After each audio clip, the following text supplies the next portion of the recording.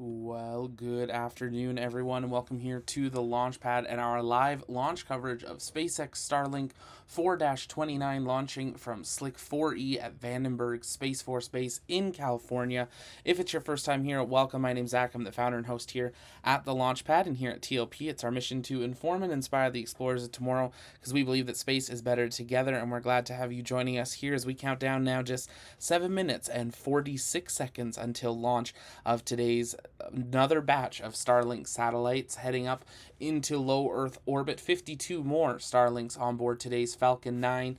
Today they're using Falcon 9 booster 1071-5 on a 75-day turnaround.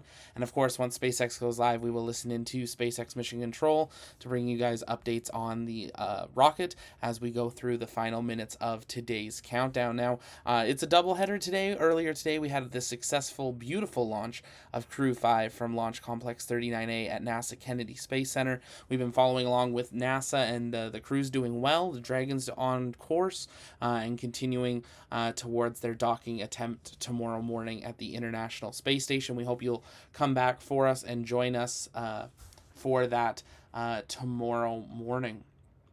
Throughout today's stream, if you guys have questions, you can send those to us in the chat by tagging us at the launch pad, and we'll be answering some of those questions live. We're going to do a quick run through about some of the stats of today's flight before SpaceX gets underway, so let's get through that. Today, the drone ship, of course, I Still Love You, is stationed 653 kilometers downrange with the support ship Go Quest. And today we are going for let me get this updated here because we had Crew 5. We are going for the 179th Falcon 9 launch. We are going for a consecutive 71st landing if today goes well, and SpaceX's 45th launch of 2022, continuing to push that record, still aiming for that goal of the low to mid 60s by the end of the year. And for those of you that have been following along with Falcon Heavy, we have a tentative date that they are now looking at, end of October. For the return of Falcon Heavy, almost 3 years since we've seen one fly, so we're very excited to see that. Looking like the payload will be ready, and we will see another Falcon Heavy out on the pad here in the near future. Of course, we're also counting down to another launch attempt of Artemis 1. If you would like to see the TLP crew, Kieran and I, back down in Florida, consider heading on over to our Patreon, patreon.com/thelaunchpad, checking that out. It's not cheap to get down there, and we could use your guys' support if you want us down there for Falcon Heavy and for Artemis. We're doing our best, and we'll see what we can do. But you are here as we count down T-minus 5 minutes, 22 seconds and counting until launch of today's Starlink 4-29. As usual, SpaceX will have live views up until after landing, and then they'll wrap up, and we will tweet confirmation of payload deployment on our Twitter at TLPN_official. If you happen to be in California and get photos or videos, make sure you tweet those to us for a chance for a retweet as well. And if you're in the Los Angeles area and you have clear skies, look out to the west and you may be able to see today's mission. Now let's listen in to SpaceX Mission Control as we count down now 4 minutes, 50 seconds and counting. Hello everyone, my name is Kate Tice and I'm the Quality Systems Engineering Manager here at SpaceX. I'm joining you today from SpaceX headquarters in Hawthorne, California, just a few hours south of our Vandenberg Space Force Base launch pad, which you see there on your screen. Today's Starlink mission... Thanks, President, for strong back retract. Today's Starlink mission will mark SpaceX's 45th launch this year and 183rd launch of all time. Now, for those of you following along, you know it's already been a pretty exciting day for us here at SpaceX. About 7 hours ago, the NASA Crew 5 mission lifted off from Launch Pad 39A at Kennedy Space Center, headed to the International Space Station. The crew has another 22 hours to go before reaching the orbiting laboratory, and we're looking forward to their arrival tomorrow afternoon about 2 p.m. Pacific, 5 p.m. Eastern Time. But for now, let's turn our attention to our 64th launch of Starlink. The teams are currently tracking no issues with the vehicles or spacecraft. Weather and range are both green for launch, and we are proceeding with a T0 of 4:10 p.m. Pacific Time, just 4 minutes from now. The range is green and ready to support liftoff, and in preparation for liftoff, we're standing by for TE retraction. We heard that the strong back was being pressurized, and it is a little tough to see through the fog there at Vandenberg, so we'll try to bring you a camera view if it's available. But we should see those clamp arms opening up.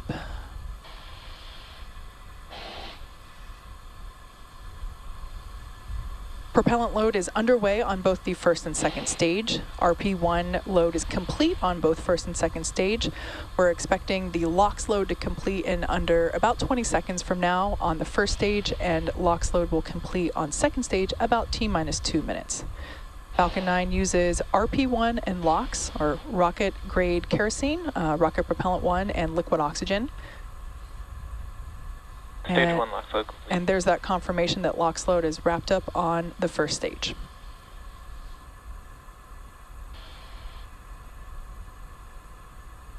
The next milestone coming up at T-minus 2 minutes will be LOX load complete on the second stage.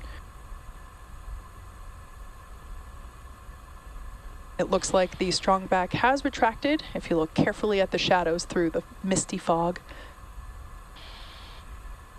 Now, if we had a little bit of a clearer view, we'd be able to see some white gas venting from the vehicle now that the LOX load has completed on the first stage.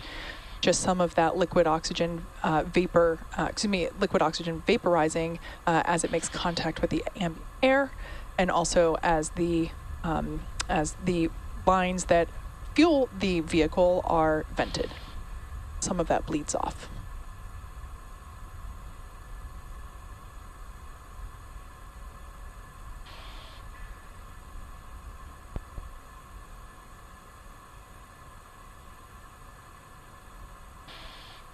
There we have a little bit of a clearer view. The launch pad is just beyond that range. LOX load now wrapping up on second stage. Stage 2 LOX load complete. All right, and there's that call out. So at this point in time, Falcon 9 is now fully loaded with 1 million pounds of fuel and liquid oxygen.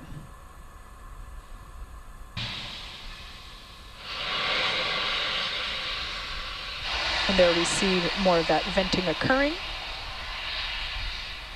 Now the booster there on screen is flying for the 5th time today. It previously supported NROL 87 and 85, Sarah 1, and a Starlink mission. And after liftoff and stage separation, that booster is scheduled to land on our drone ship, Of Course I Still Love You, which is currently parked Falcon 9 is in startup. a couple hundred miles off the coast of California. There we just heard the call out. Falcon 9 is in startup. Should be getting the final go for launch. LD is go for launch. There it is. So we're now go for all systems. Let's listen in to the final count.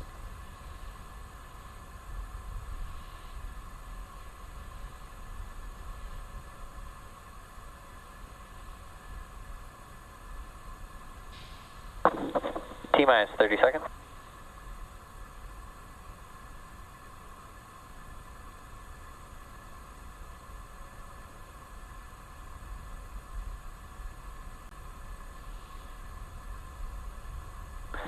Seconds.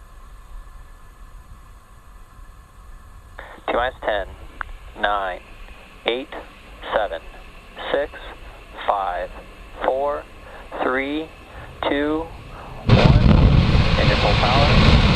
And liftoff of Starlink 429. Go Falcon 9. Vehicle is pitching downrange. M1D chamber pressure is nominal.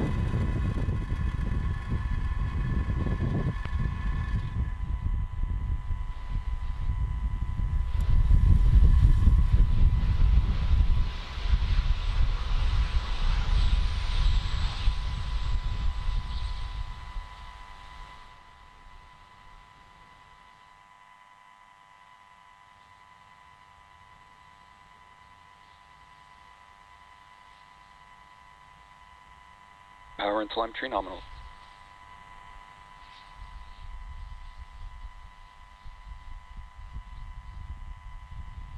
Falcon supersonic.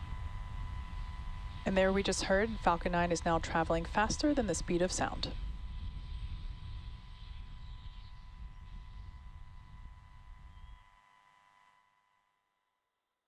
Max Q.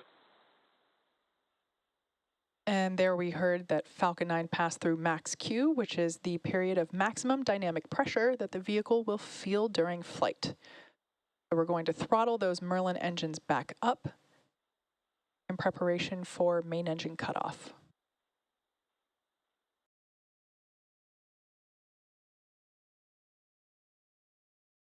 We're about 1 minute away from main engine cutoff, or MECO, if you're following along with the timeline there at the bottom of your screen. Following MECO, MVAC chill has started. we'll have stage separation and second engine start, and we just heard that MVAC chill has begun. That's when we flow a little bit of the super chilled liquid oxygen into the turbo pump of the second stage engine, the MVAC, in order to prepare the hardware for the full flow of liquid oxygen.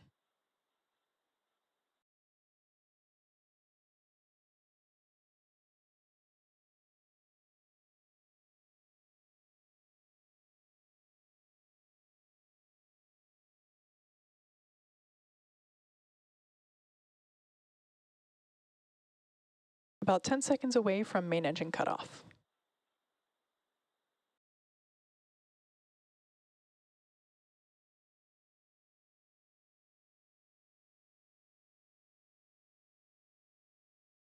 MECO. Stage separation confirmed. MVAC ignition.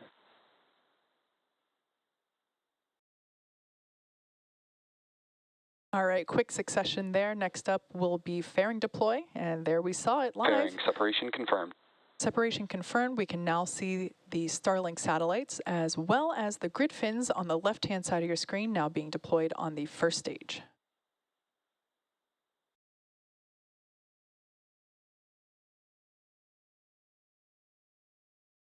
Today we will attempt to recover those fairing halves again to use on a future mission.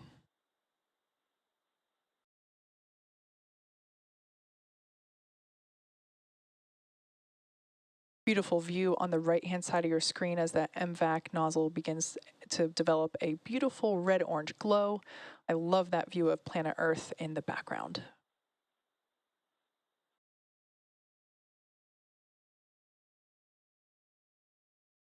You can see first stage on the left-hand side of your screen is still slightly gaining in altitude. It has not yet reached its apogee.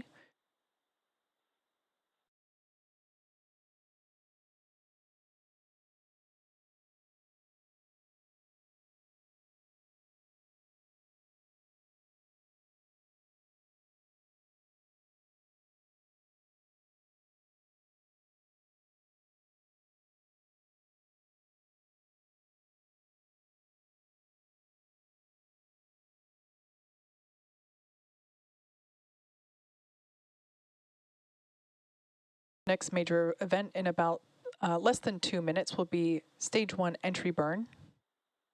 We will ignite 3 of the Merlin 1D engines at the base of the first stage in order to help slow the vehicle down as it re-enters the Earth's atmosphere.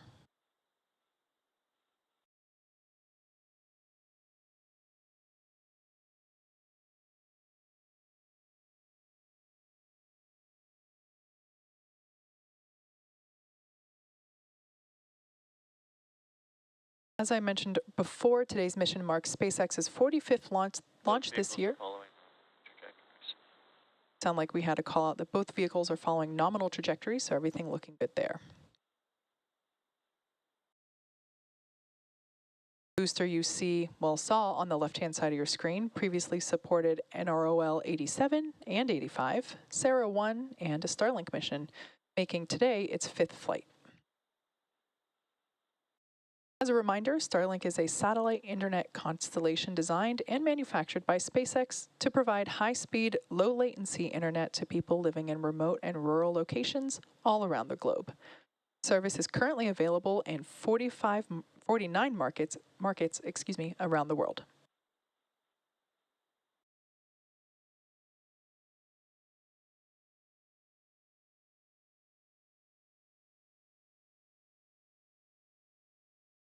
So we are about 15 seconds away from stage 1 entry burn. That will be followed by the landing burn of the first stage.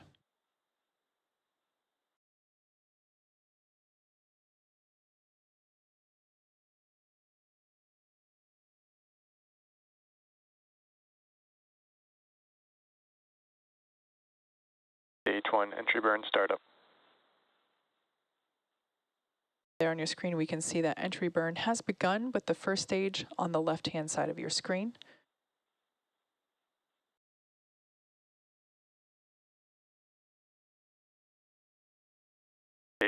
entry burn shut down.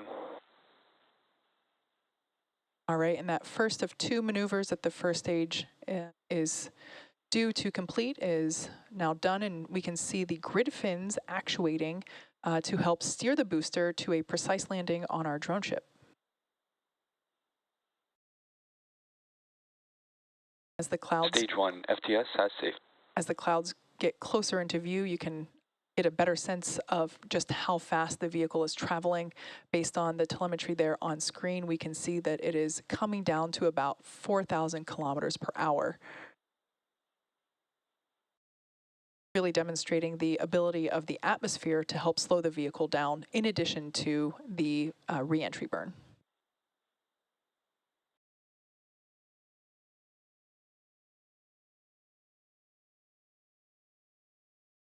Stage 1 transonic. All right, we're about 30 seconds away from the first stage landing burn.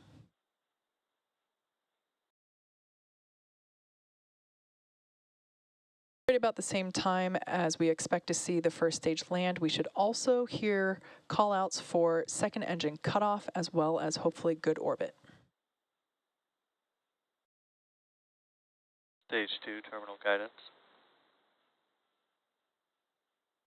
Stage 1 landing burn. So there we can see the landing burn has begun, rushing through the clouds, and there's the drone ship Stage 2, now in view. FTS has safe. Landing leg deploy.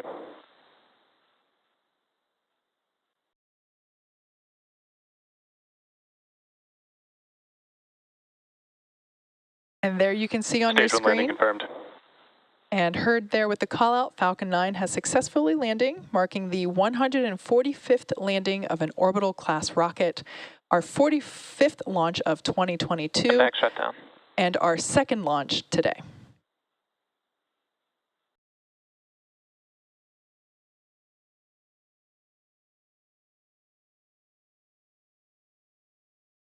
Nominal orbit insertion.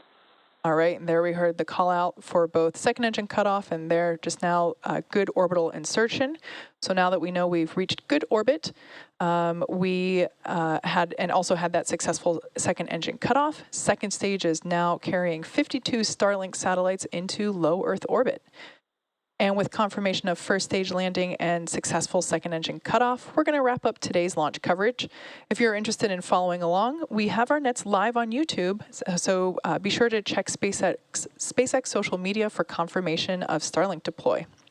Thanks for joining us today, and be sure to tune in tomorrow as well for our live coverage of Dragon's arrival to the space station for the NASA Crew 5 mission, along with our third and final launch of the week for our customer Intelsat.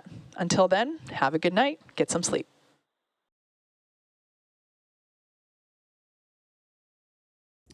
And there we go, another successful Starlink mission complete. I saw some great questions coming in the chat, so we're going to work on answering a few of those there as we await payload deployment confirmation. That payload deployment expected at T+1 hour, 2 minutes, 25 seconds. So we'll be keeping an eye on that, but saw some great questions coming in the chat. If it's your first time here, though, make sure you engage that subscribe button so you never miss another live launch coverage of any rocket launch, a space briefing, space news update, or exclusive 101 interview right here on the launch pad. Saw a question come in from Humberto. Thanks so much for being a member. Doesn't this booster return/landing system prove that you don't need all those ceramic tiles on the ship to return in atmosphere?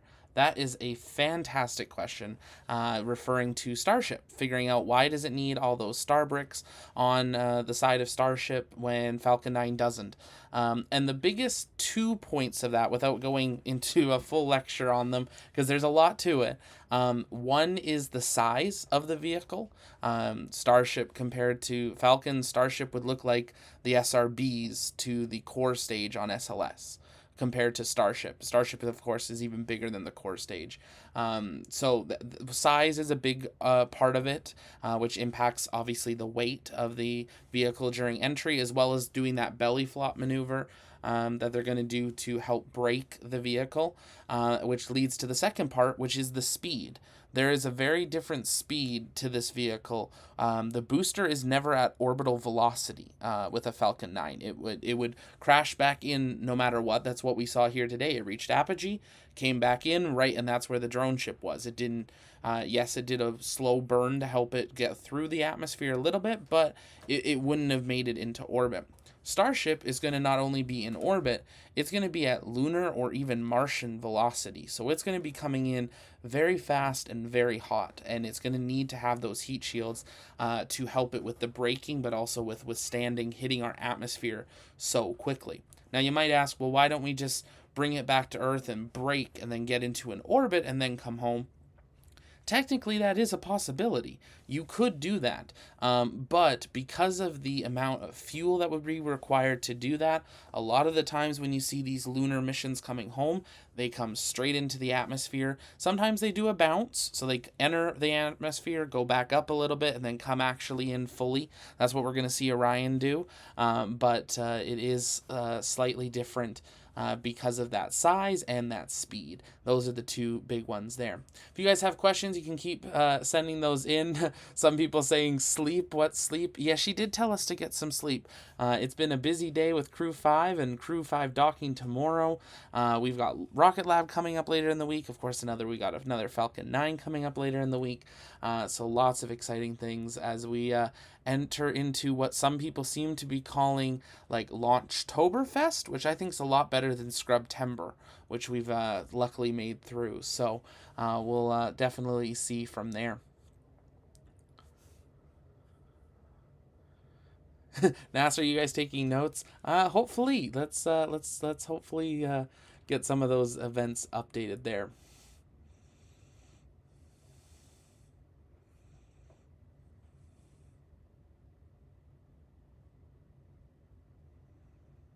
Jeremy asking, any word on Artemis 1? We've had confirmation that they will be targeting the November 12th to 27th window, or 28th window, but we will still have a few more weeks until we start getting plans on rollout of Artemis back to the pad and ahead of any sort of launch attempt there, which will help give us a guideline on what days they'll actually be able to target. Once we know a rollout date, we'll have a much better idea on what the first day of the window they're actually targeting. The first day the window opens is only a 24-minute window, so I'm not sure they're actually even going to try for that one. I think they're actually going to go for the third day of the window, because the second day is a violation. So we're keeping an eye on that. If you want to head over to our Twitter, we actually do have the launch calendar with the launch times and window times up on there. So definitely take a moment and check that out.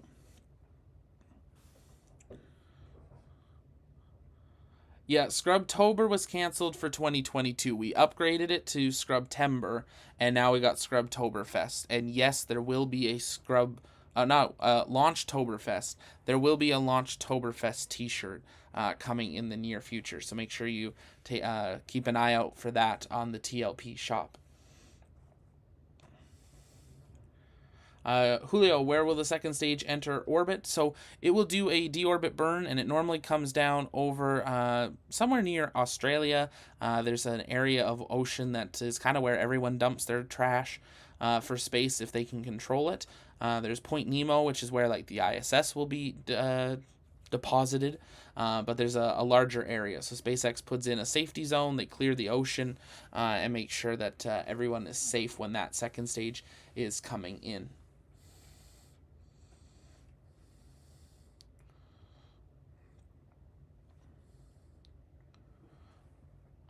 But yeah, if you guys have questions, you can keep sending those in the chat. As you can see there on your screen, we are expecting Starlink deployment at 1 hour, 2 minutes, 25 seconds. So we've got math. It's been an early morning. 50 minutes? Less than 50 minutes until we should have that Starlink deployment. We do expect to have a second stage burn for SES-2 at the 53-minute mark. That's going to be the next kind of major activity point. And we are going to patch in also on here, though, the mission control feed, as we do have the net comms available. So make sure you stay tuned for those here in just a brief moment. Keep sending in those questions, and I'll be answering them in the chat and on commentary. And stay with us right here on the launch pad as we count down to deployment of 52 more Starlink satellites.